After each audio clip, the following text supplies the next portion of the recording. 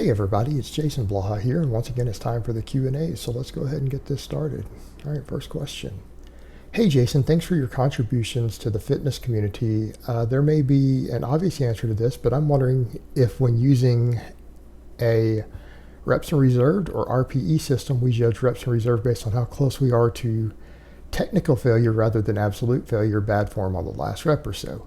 I'd imagine we'd enumerate RPE with technical failure because otherwise we're reinforcing bad form and shifting tension from the largest muscles when calculating for absolute failure. This could explain partially why I've been plateauing for a while on the bench press and squat, because I've been using absolute failure as a benchmark.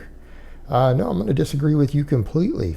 If you are technically sound in your exercises, right? If you're technically sound in your exercises and you have training experience, which you need to, you're no longer a novice. If you're using an RPE type system, you should not be doing that as a novice lifter. You have more than 1 year of serious training experience.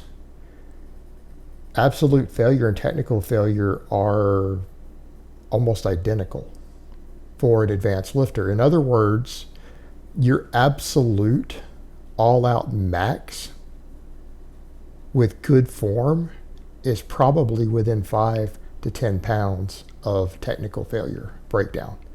In other words, if you're a proficient lifter and let's say you can only get to 5th rep on squats with 405 and you see form breakdown on the 5th rep, you're probably not capable of doing a 6th rep, right? You're probably not capable of doing a 6 rep once you have a large strength base built. In other words, if you attempted a 6 rep, the form would possibly break down to the point of where you absolutely miss the rep. So you need to understand that for advanced lifters, they really do tend to be pretty close to the same thing. We can't grind out 2 reps with really bad form. If we miss a lift, it's either we absolutely miss the lift, even with perfect technique, or we see form degradation that causes us to miss the lift. So if you actually are seeing a significant difference between technical failure and absolute failure, you probably are not an advanced enough lifter to be using an RPE scale. And I'm just throwing that out there. I could be wrong, but I'm going to venture to say that that's usually the case. All right, next question. Hi Jason, let's say for example that you should train on Monday, but on Sunday night, you're almost unable to sleep for whatever reason, sickness, stress, or other. What should you do? Should you train on Monday anyway and just do your best you can? Or should you delay your training session until Tuesday so that you can sleep and recover on Monday night? Thank you in advance for your opinion and have a good day. You need to do your normal Monday workout. All right, let's come back to understanding consistency in training programming. You don't miss workouts unless you are physically too sick to do them. There are going to be nights when occasionally where you only get 3 hours of sleep due to stress or something else happening, a bunch of events in the night. I have personally dealt with this. I dealt with this even when doing Bulgarian training. You guys remember that? I had a couple workouts where I came in and still hit PR lifts after admitting that I had only gotten 3 hours of sleep due to some stressful events happening at home. It usually involved my ex-girlfriend in some manner. You come in and you hit PRs. Here's what you do. You do your workouts as normal unless you have the flu or some debilitating illness or injury. You do all scheduled workouts as programmed and you complete them to the best of your ability, and then you catch up on your sleep and rest the next night. All right, so if you have a Monday workout scheduled in your program, you do your Monday workout. You get under the bar and you try to catch up on sleep on Monday night. That's what you do. You catch up on it. This is how all serious lifters do it. It's normal. It's normal. It happens. A single night of bad sleep does not usually equal degradation in performance in my experience, even when you're hitting daily maxes, right? It doesn't usually equal that. You usually need two in a row before it hits you. You can catch up on it. Get in and do your lifts. Don't puss out. All right, next question. Hey Jason, what's your thoughts on the ab wheel rollout for building strength? The abs are a major muscle that affects other lifts, yet few YouTubers talk about abs training. I do them from my feet and they are a full body exercise everyone should do things and continue to get stronger. I don't think they're an exercise everyone should do. Are they probably a good exercise? Sure. Am I personally interested in doing them? Not really. I have my own different core exercises I do and abdominal exercises I do. Here's what I would say on something like that. Do you enjoy them? Do you feel that they interfere with your other training in any way? Okay, then. If they're not interfering with any of your other training, you enjoy them, they seem like a perfectly good ab exercise. But there's nothing magical about them. There's nothing really about them that's superior to a standing crunch with a band or a glute ham device sit-up, sort of stuff I personally choose to do. It's just your personal preference. You need to remember it's just an accessory movement to make your abs stronger, right? That's all it is. It's not magical. But I would say if you enjoy doing it and it's your favorite ab exercise, by all means carry on. It's beneficial. It's beneficial to do ab exercises for your big lifts. It's just not that it's not a magical exercise with anything special that it brings to the table. Just what you choose to do. I don't feel like spending $10 on an ab wheel when I have other devices that I get the exact same benefit from, right? So it is what it is, just personal choice. All right, next question. Hey Jason, would a lifter be able to build a respectable physique using only your favorite exercises? Could a lifter only do the press, deadlift, and chin up? And how would you program these exercises, maybe Bulgarian? You could certainly do that. And let's keep in mind, respectable physique.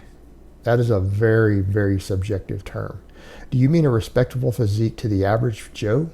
Like if you look at the average person in a Western country, could you build a physique that would be respectable to most people? Yes, absolutely. No doubt. Are you going to build a physique that's going to make the internet be impressed? No, you can't do that without trenbolone, Anavar, stuff like that. You cannot impress the internet without the correct anabolics. It cannot be done. So your training is only a secondary factor there. So, I mean, it really depends on what you're asking. But can you build a lot of muscle, a lot of strength, and good overall size with those three lifts? Sure, you absolutely can. Could you diet down leaner while doing those three main exercises also so that the muscle shows more? Of course you can. Will you get pretty decent muscle balance off those three? Of course you can. But here's the question I would ask, and I'm oftentimes a big fan of building your base on minimalist training. Even I would never put somebody on only three exercises. All right, I want to make that clear. I've said that those three exercises are a great test of overall strength outside of weight class, like when weight classes are completely removed. And that would be an interesting strength sport, right? Be an interesting strength sport. No doubt.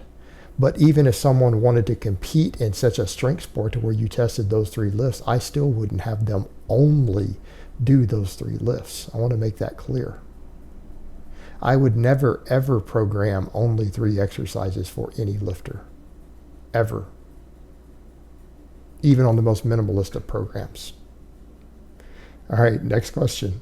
Hey coach, I'm 6'2" and just turned 17, but I have narrow clavicle, which makes me look like I don't lift. Ever since I started watching you, I've done the press religiously and worked all my way up to a 185 strict press. How do I develop a wide shoulder girdle as you have done? Did you do heavy pullovers or deep breathing squats to improve your ribcage, shoulder girdle, or my clavicle growth since I'm still a teen? No, I didn't do anything for that. I did not do anything for that. I've always had wide shoulders. I've always had a big, thick rib cage, like since I was 13 years old. Like my actual coaches, the coaches and stuff at my middle school tried to get me into football because of it and things, right? My dad wouldn't let me. But yeah, I've always had that. That's just my structure. And I think people, when they do meet me in person, that's where people realize that it actually, the perceptions of the internet are not what I look like in person. And I'm not going to say I'm bigger in person. I'm just going to say my structure is a lot different than people seem to realize when they see me on camera. So I've had that my whole life, brother. I've not done anything for it. I've had it since I was like 13, and then it continued to grow from there. Here's what I will say. You're 17. If you want to maximize your bone development, the best thing you could possibly do is don't do any serious cutting, right? So don't get so fat that you need to cut. Keep your calorie intake good, get good balanced nutrition, vitamin D, calcium, magnesium, continue to do your resistance training so that you can reach the potential of your total bone density and total bone growth. Don't do anything to shortchange yourself. So resistance training, good diet, plenty of quality nutrition. That's what will give you the best potential that you're going to have for building your total structure, right? And that's really all that you can do. That's all that you can do. Now, what I will say, a lot of guys who started out skinny and tall, who thought that they were just really narrower, was due to lack of muscle maybe starting it. As they get bigger and stronger and they build up over a decade, you're going to find that you're going to be a lot wider than you think you are, right? You're going to end up being wider and thicker than you think you are. Just keep building your structure. Most tall, thin guys I've seen who really bulk and get big and really jacked and strong, believe me, they look plenty wide, even if they started with what seemed like a fairly narrow frame relative to their height. All right, guys, but that's really all I have to say on that today. I hope it's been informative, and I will talk to you guys next time.